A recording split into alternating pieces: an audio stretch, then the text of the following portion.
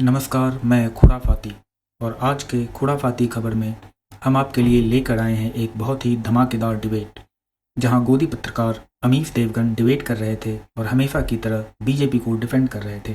पर बीजेपी प्रवक्ता गौरव भाटिया ने उन्हें सुना दिया कि आप डिबेट को बैलेंस नहीं कर पा रहे।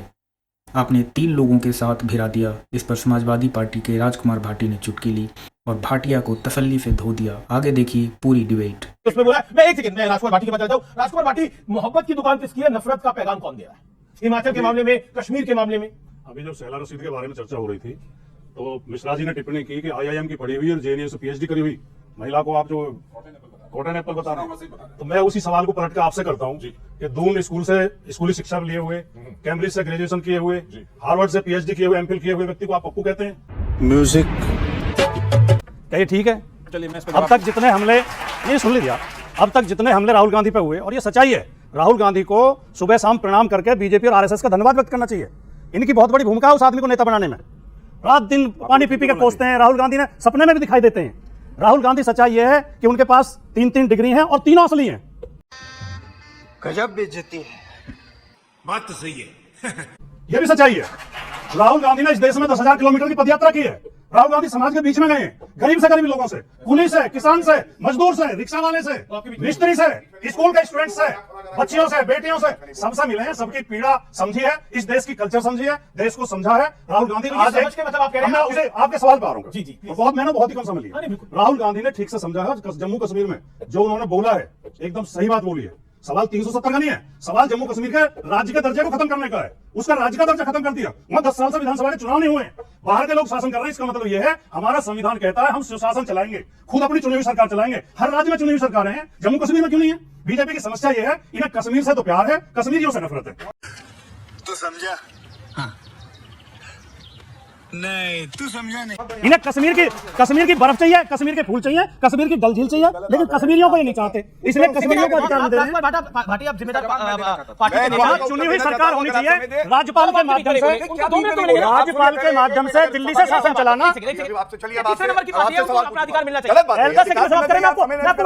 एलजी के माध्यम से दिल्ली से शासन चलाना जम्मू कश्मीर का, जम्मू कश्मीर के लोगों का अपमान है और उनके लोकतांत्रिक अधिकारों का हनन है। राजकुमार भाटी, अब आप शांत रहिए। गौरव भाटी, आपकी बारी। पहली बात मैं आपसे सवाल पूछना चाहता हूं, ये न्यूज़ 18 और अमीश देवगन का कौन सा तरीका है कि विपक्ष के आप हमेशा 3 प्रवक्ता बुलाते हैं और आप सत्तारूढ़ से 2 प्रवक्ता बुलाते हैं?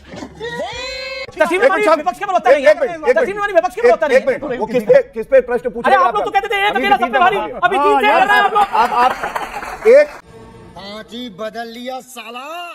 एक अकेला सब पर भारी हम तो दिखा देंगे, लेकिन आपकी निष्पक्षता का सवाल है। मेरी निष्पक्षता है सर, मुझे बीजेपी के सर्टिफिकेट, मुझे अच्छा लगा कि आप इस वक्त बीजेपी, कांग्रेस, लेफ्ट, सपा, मुझे निष्पक्षता की आप क्यों नहीं बुला पाए? बाकी मैं देश की बात करता हूं, आवाम की बात करता हूं और उनके साथ खड़ा हुआ। अगर आप देश की बात करते हैं, सबसे पहले अमीश जी ये तय करिए अगली डिबेट में सत्तारूढ़ के बराबर के प्रवक्ता हो, ठीक है? दूसरी बात, हाँ, वो ठीक है, वो एक आदमी को ताली इसकी अच्छी लगी है, मैं उत्तर दे सकता हूँ, ये बीच में बोल रहे हैं। इन्होंने बात करी, हम कश्मीर की बात कर रहे थे। फर्क क्या है आपको मालूम है? आपको 2.5 मिनट हो चुके हैं। नहीं, वो हो चुके, आपत्ति दर्ज करिए उस 2.5 मिनट में, ठीक है? ये सच है और बिल्कुल अब सारे लोग बोल रहे हैं, वो आपको नहीं भाटिया, अब अनफेयर नहीं स्टार्ट होता है 2.5 मिनट में, तो अभी तो हत्ती लग रही है। देखिए, ऐसा है, एक फटी टायर की पंचर साइकिल है, 2.5 साल में भी स्टार्ट नहीं हो पाई, पैरों में दम नहीं है। हमें बताइए। करना पड़ेगा। आपने बोला ये फटी हुई साइकिल, ये फटा हुआ टायर है, फटी हुई साइकिल नहीं बोला ना, लेकिन इसी फटी हुई साइकिल, इसी फटे हुए टायर ने आपको कितनी सीटें मिली उत्तर प्रदेश के अंदर? उनको कितनी मिली है? 37 दिन को 32 दिन को। टायर किसका फटा नहीं फटा, आगे की बात करेंगे। मैंने फैक्ट बोला है। 2017, 2022 हारी, क्या सरकार इन्होंने बनाई? 2024 नहीं बनाई, 2024 हो गई, हारेंगे। जनता ने आशीर्वाद दिया हमें। 2024 का विधान लोकसभा तो आप लोग 2024 का लोकसभा नहीं आ रही। अगर आप जीत में जाएंगे तो मैं क्या करूंगा? लेकिन 2024 ओके, राजकुमार भाटी की बारी है। आप 24 का चुनाव हारे, आप हार गए अभी 2024 का चुनाव। ये नई जानकारी आपको प्राप्त हो गई? नेशनल पार्टी ना होते हुए 62 से 33 मिल गए। अगर नेशनल पार्टी होते तो क्या हाल होता, ये अंदाजा लगाओ। दूसरी बात, हम यहाँ बहुत विनम्रता से कहना चाहता हूँ, हम यहाँ संवाद करने आते हैं, बकवाद करने नहीं आते। केवल संवाद करेंगे, विनम्र भाषा में करेंगे, शालीन भाषा में करेंगे। ज्यादा बकवास करते हैं, कुछ भी कहेगा, मैं उल्लेखित नहीं होऊंगा, ना मैं बदतमीजी करूंगा। तीसरी बात, अभी तो थोड़ा सा ही झटका दिया है, अभी तो इब्तिदाई इश्क़ होता है क्या? आगे आगे देखिए होता है क्या? अभी तो आगे पता चलेगा। एक सेकंड, मैं गौरव भाटिया की बात करता हूं। गौरव भाटिया, देखिए, एक बात है कि अखिलेश जी ने तो सवाल इस पे भी खड़ा करा है कि आप लोग यादव समुदाय को टारगेट कर रहे हैं, खासतौर पर एक एनकाउंटर जो हुआ एक डकैत का, उसको लेकर। अच्छा, आप ये देखिए अखिलेश यादव खड़े कहाँ है आज। मोहित खान एक्यूज्ड रेप का, ठीक है, उसको बचा रहे हैं, डीएनए टेस्ट करा रहे हैं पीड़िता का।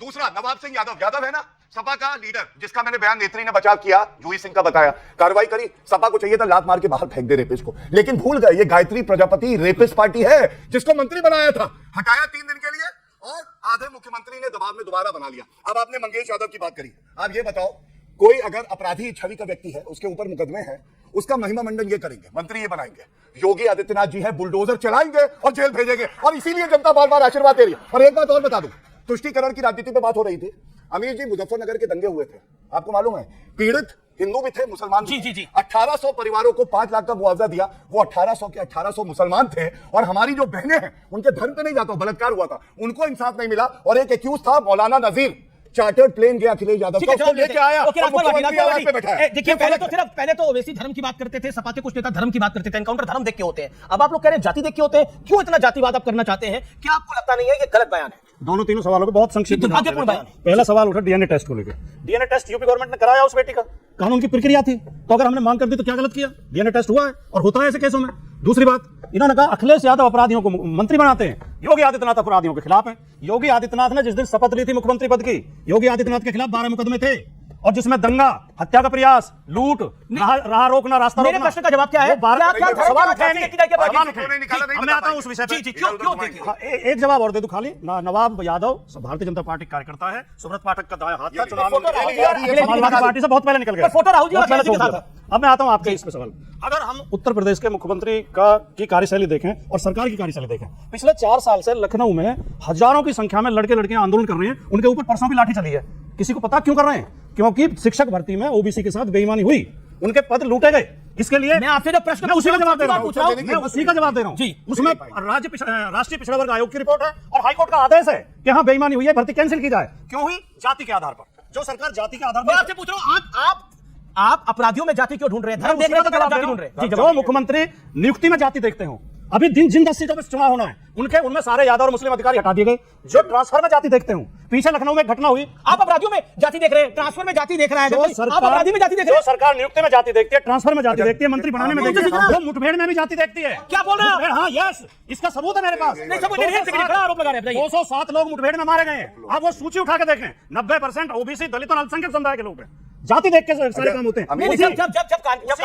एक सेकंड, जब कानपुर एनकाउंटर हुआ था तब कौन सी जाति का था वो? नहीं, कौन सी जाति का था? बोलना पड़ेगा, नहीं बोलना पड़ेगा ना, पॉइंट 10% में आ गए, 90% में कह रहा हूं, 90% करके होते हैं। गौरव भाटिया मुझे वो दिन याद है, विधानसभा के पटल पर मुख्तार अंसारी और अतीक अहमद को योगी आदित्यनाथ जी ने कहा मैं मिट्टी में मिला दूंगा गुंडों को, और अखिलेश यादव की आंखों से आंसू आए जैसे जुड़वा भाई हूं। आप खड़े हैं गुंडों के साथ, रेपिस्ट के साथ, और योगी आदित्यनाथ जी को जनता का आशीर्वाद मिल रहा है क्योंकि जनता जानती है जब तक उनका भाई है।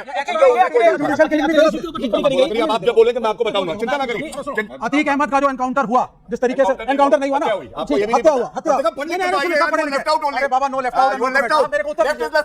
आप बताइए, एक राज्य में 2 अपराधियों को आकर के एक्स्ट्रा जुडिशियस किलिंग कैसे?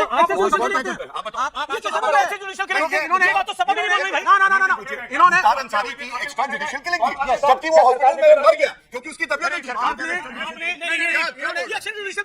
एक्स्ट्रा जुडिशियल अस्पताल के बाहर खड़े होकर क्या सरकार जिम्मेदार नहीं है कि एक आदमी जो पुलिस की कस्टडी में मौजूद है, अस्पताल से बाहर निकला है, एम्बुलेंस से बाहर निकला है, पॉइंट ब्लैंक उसको शूट किया जा रहा है और आज तक हथियारों का पता नहीं है।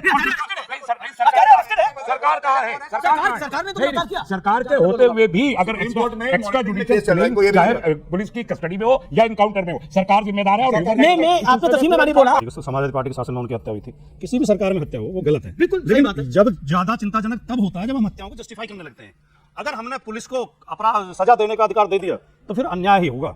उसके लिए न्यायालय है, कानून है, उसके न्यायालय के अनुसार। अब कृष्णानंद राय को तो आपकी सरकार बचानी चाहती होगी ना? कृष्णानंद राय का आपराधिक इतिहास देखा आपने? नहीं तो फिर मारेंगे उनको? नहीं हमें उस हत्या की सवाल ये नहीं है, अगर पुलिस ने नहीं मारा था, पुलिस ने नहीं मारा था, गैंगवार में मारे गए। प्रश्न पूछता हूं, कृष्णानंद राय को आपकी सरकार चाहती हो कि वो बचे, कोई मारे ना उनको? बिल्कुल हो गया था, उनकी हो गया था। मैं तो कह रहा हूँ किसी भी सरकार में हो जी। हमारी सरकार में भी जिन लोगों की हत्या हुई हम जस्टिफाई थोड़ी कर रहे हैं। गलत था, वो पुलिस का फेलियर था, सुरक्षा नहीं दे पाई। लेकिन वर्तमान में एक नया नियम ये है कि पुलिस किसी को भी मार दे। और हमारे माननीय मुख्यमंत्री, थोड़ा सा पुलिस ने चूड़ी टाइट कर दी थी, लोकसभा के अंदर जार रोए थे आंसुओं से, जो वर्तमान मुख्यमंत्री हैं। जब अपने ऊपर आए तब तो इतनी खराब पुलिस, और आज पुलिस जाती कर रही है। जवाब ऐसा है, मैं बिल्कुल